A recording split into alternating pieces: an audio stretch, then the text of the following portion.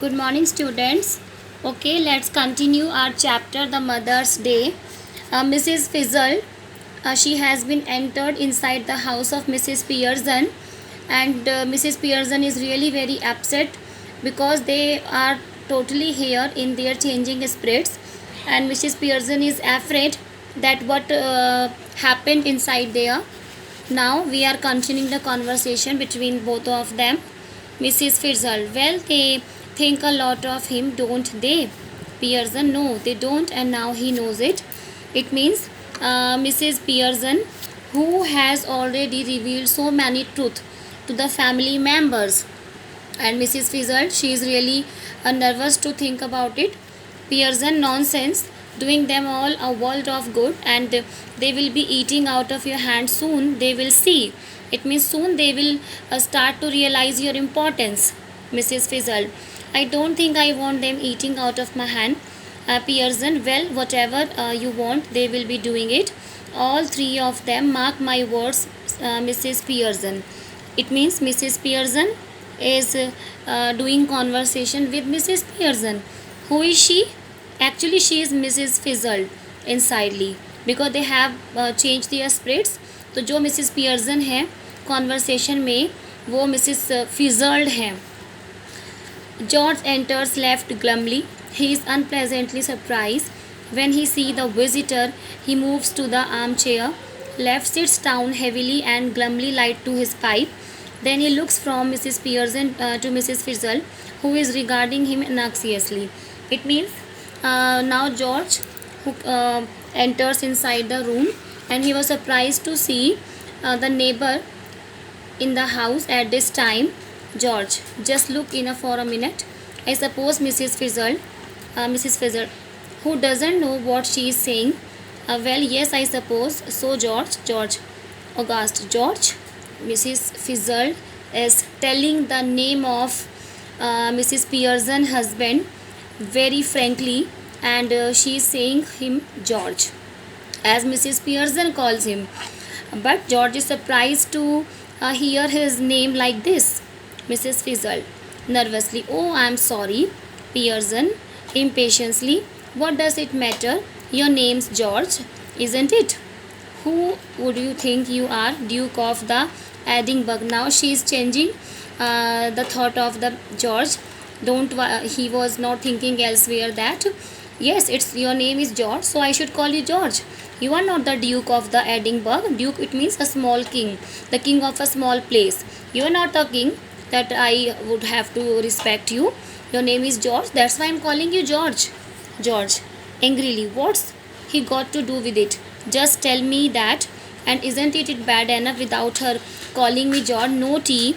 Pompey Pearson, and poor Doris has been crying her eyes out upstairs. Yes, crying her eyes out. And he's sharing his thought with Mrs. Fizzle that Pearson is calling him Pompey Pearson, and she is not ready to prepare anything for the children also, and she made weep to her daughter Doris. Mrs. Fizzle, oh dear, I ought to have known. George, staring at annoyed, you ought to have known. Why ought you to have known? Nothing to do with you, Mrs. Fizzle. Look, we are at 6s and 7s here just now, so perhaps you will excuse us.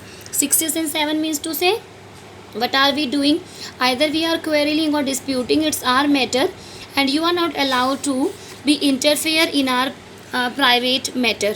Mrs. Pearson, before Mrs. Fizzle can reply, I won't excuse you. George Pearson, next time a friend and neighbor comes to see you, just say something when you see her, good evening or how would you or something, and don't just march it as and sit down without a word. It's bad manners. Mrs. Pearson, angrily, she is saying that it's your bad manner, George. You didn't offer Mrs. Fizzle to sit down. You didn't ask her for a tea and coffee, and how you behave like this.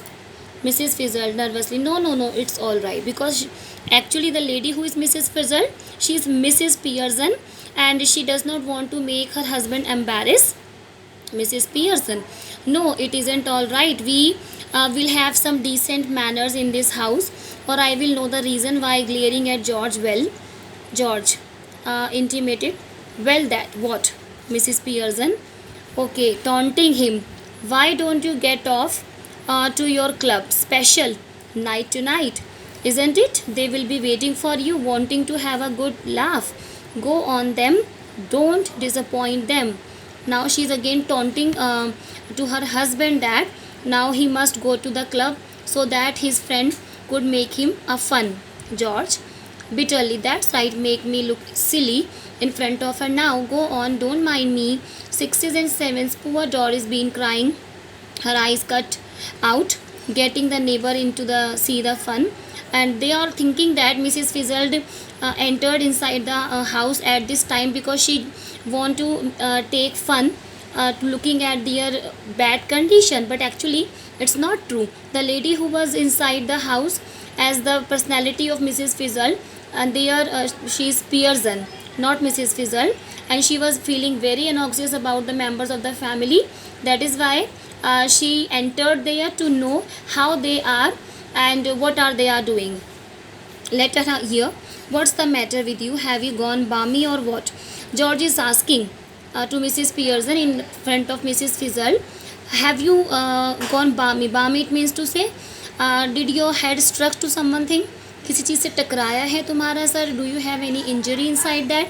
Pearson jumping up savagely. If you shout at me again like this, George Pearson, I will slap your big fat silly face. Mrs. Pearson, wow, this is too much. The lady who was really devoted to her family, she never spoke like this, and now she is telling her husband that she would slap him. Big fat silly face. It's really embarrassing for the George to listening these kind of insulting words in front of the neighbor Mrs. Fizzle. Mrs. Fizzle moaning, oh no no no, please Mrs. Fizzle. Mrs. Pearson sits. George staring. When Mrs. Fizzle called Mrs. Pearson as Mrs. Fizzle, George was really astonished why she is calling her wife as Mrs. Fizzle. It's really very confusing. And staring at her, bewildered, either I am of chum or you are too. How do you mean? No, no, no, please, Mrs. Fizzle. Look, you are Mrs. Fizzle, so why are you telling yourself to stop when you are not doing anything? Tell her to stop. Then there would be some sense in it. Staring at Mrs. Pearson and think you must be tidily. Mrs. Pearson starting up savagely. Say that again, George Pearson. George, all right, all right, all right. George is really very confused, and now Mrs. Pearson is out of control, and Mrs. Fizzle in trying to make her very consoling that now this is too much and she should not do behave like this. Students, we will continue tomorrow. Goodbye.